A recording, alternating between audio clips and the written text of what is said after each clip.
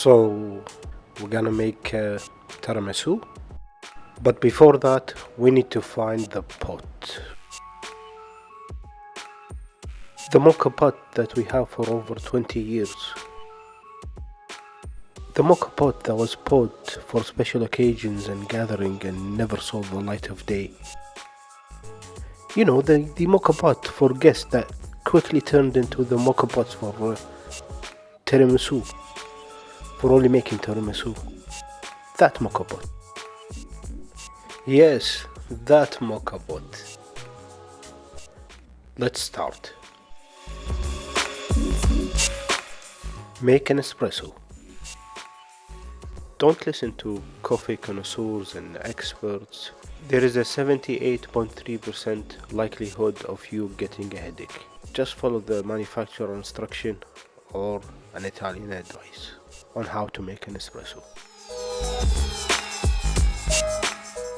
All you have to do is get a special grind of coffee for mocha, fill it up to the top of the filter that I'm holding, then take this other part, the water chamber, and fill it up to the line. Close the lid as tightly as possible so it doesn't leak, and heat it up on your stove. Keep an eye on it. Once the top chamber is filled, you can turn off the heat and let the coffee cool down to room temperature. It's time now to get the electric mixer out and set up the whisk. You will need to whisk 4 egg yolks with 200 grams of sugar. So basically each egg yolk will need 50 grams of sugar. A bit of self-promotion. If you're interested in ways of separating your eggs, I have great videos that I left in the description. Add in the egg yolks and sugar.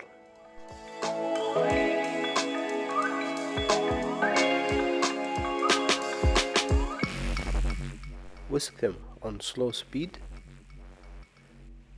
before slowly increasing the speed until they reach this consistency. Don't stop whisking until you reach this white, creamy texture that resembles a cream.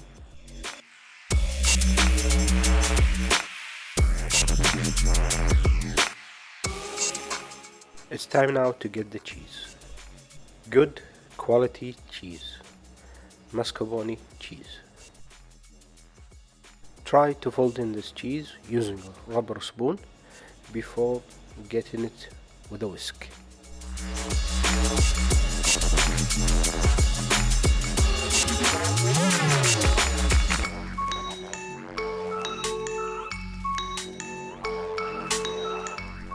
Mix in the mascarpone cheese using the electric mixer on low speed for a maximum of 1 minute until it comes together. And now we start layering up. You should use this special biscuit for tiramisu, ladyfinger biscuits. We will start layering up by getting a big enough bowl for the biscuit to dip in. By this time your coffee should have cooled and it should be not too hot to dip your fingers in and burn yourself. All that's left to do is dip in the biscuits, not for too long so they don't crumble, and start layering them up.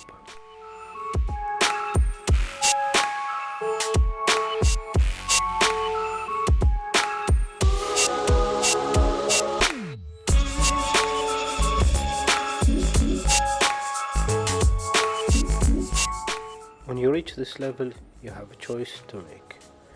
Either go with a single layer tiramisu or a double layer tiramisu. When you go in for a double layer, remember to double the ingredients so you have enough to do the second layer. Meaning, make another espresso, make another batch of mascarpone cheese and eggs, so you have enough for the second layer.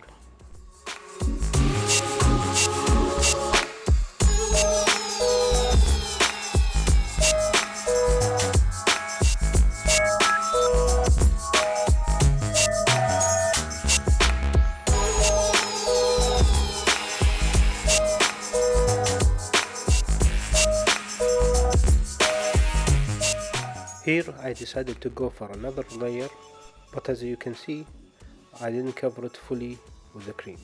It should be completely covered. I didn't have enough cheese. So make sure you calculate your ingredients correctly, so you don't end up short with cream. Once you're happy with the second layer, cover it with plastic and set it in the fridge.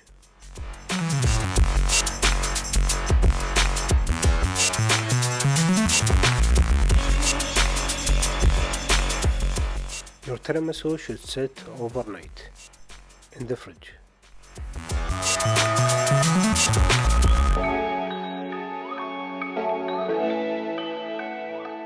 On serving day, cut the piece that you want.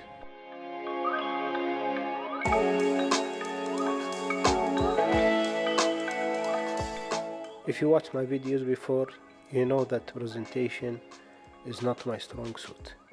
So you can make it as pretty as you like by cutting it into the right sides into the biscuit. And never add the chocolate powder until you're ready to serve, or just before serving. Never add chocolate and leave it in the fridge.